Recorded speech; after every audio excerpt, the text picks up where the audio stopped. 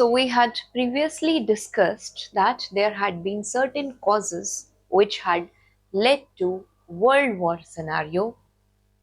Let me give you a brief in 2 minutes. It was your arms race which was happening across the various nations. It was your spirit of ultranationalism, where all the nations they wanted to become a first rated superior power. There was already going on this spirit of expanding the territories, right? They wanted more and more colonies because they wanted to control the resources in the territories. They wanted to extract the raw material and sustain their process of industrial revolution. Now, Germany had played a major role in causing World War One because now, apart from Britain and France, it was Germany who was basically rising to be first rated naval superior power. And it was already a autocratic state, right?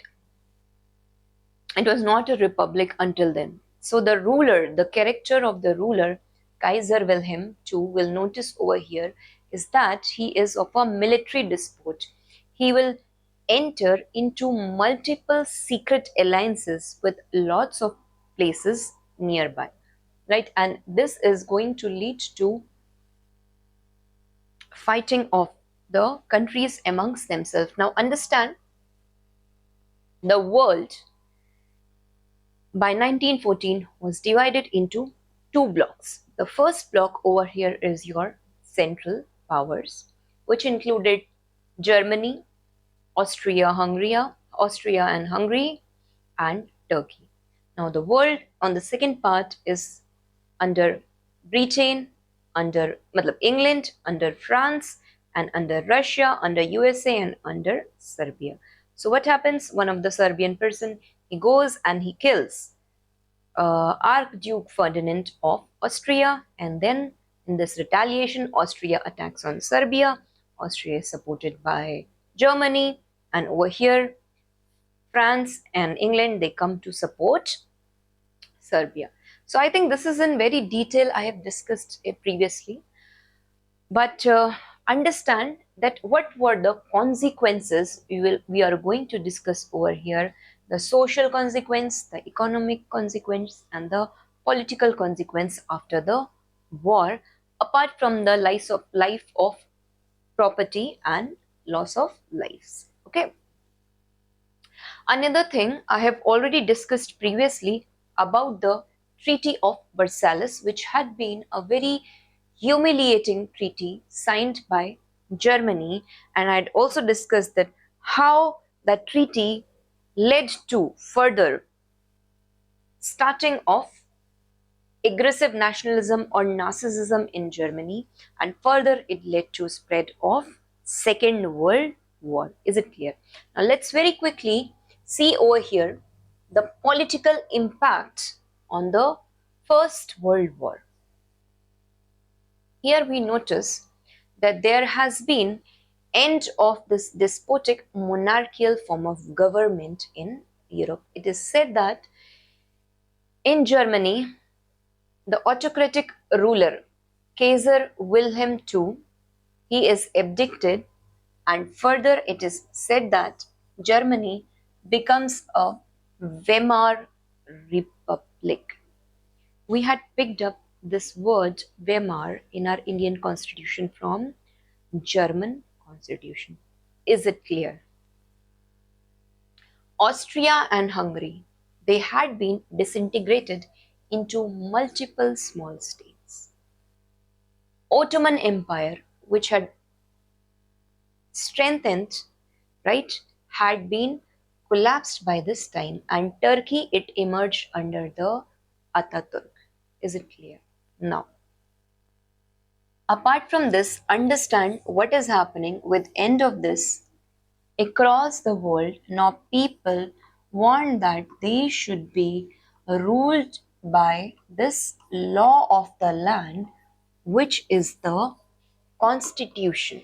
They did not wanted to have a despotic rule. Okay, they did not wanted to have a despotic rule. which was earlier arbitrary under the monarchies. Is it clear? What happens? So we see over here the emergence of the democracies. Many of these democracies, they had replaced the monarchies in much of the Europe. There had been spread of democratic ideals, okay, in the colonies, and this has strengthened the nationalist movement. Now understand that the allied powers, Britain is one of the allied powers, okay, but understand that Britain, although in Europe, it is supporting the cause of the war, the people over there. But what it is doing in India, in Indian context, what is Britain doing? It is not even giving the self-governing basic rights to the Indians. Despite fighting for democracy and fall of autocracy, it itself is not leaving its shackles of imperialism in India. So this was happening. But these democracies, they emerged in Europe. Stimulus had been given to anti-colonial nationalism. What happened? That India had supported the Allies. India said to England, yes, we will support your cause, and it hoped for concessions. In return of this, what did Britishers tell them towards the end of World War I? That a August Declaration of 1917 was passed. It talked about formation of the responsible government in India. This is also known as Montagu-Chelmsford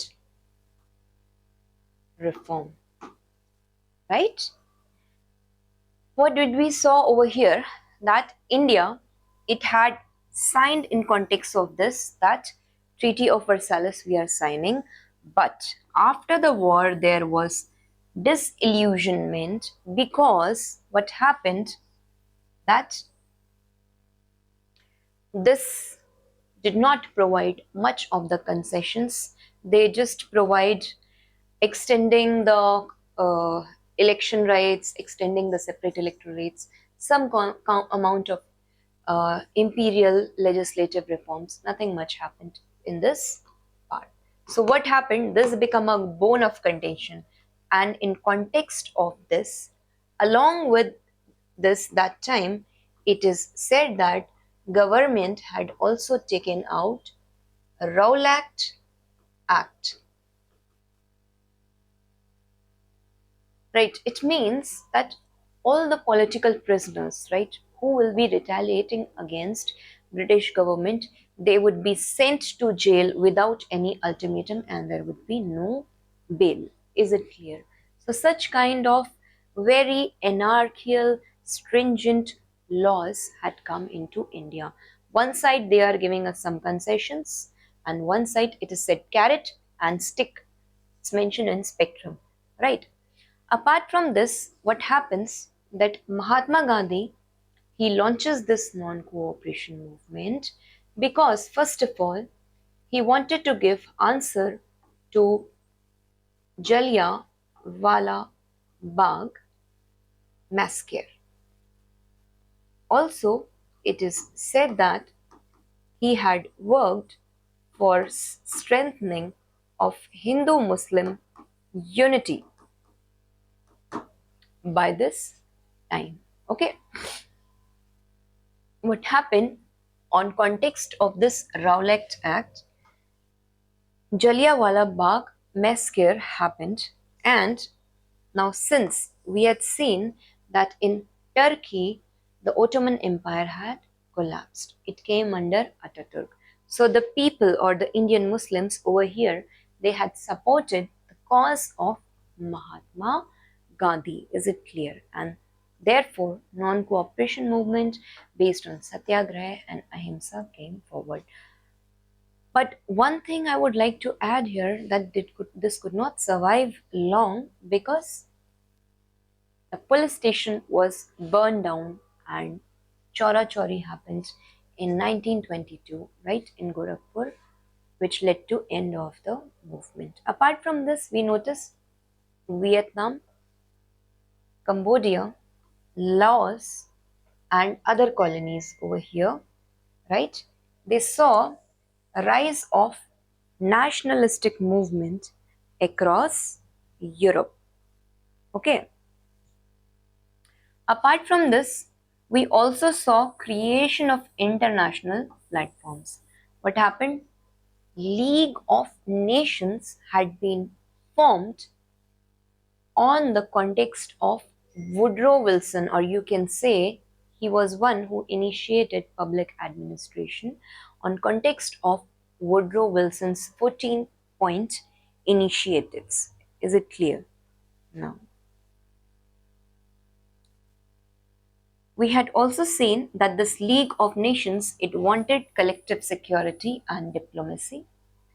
Another important political point or impact we will notice over here is that the shift of power had now come with USA, and European supremacy had been decreased after the war, and this has led the power to shift from European subcontinent to American subcontinent.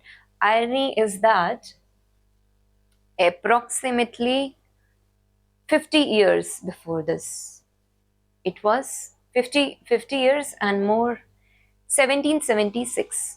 Okay, 4th July 1776, USA has got its independence.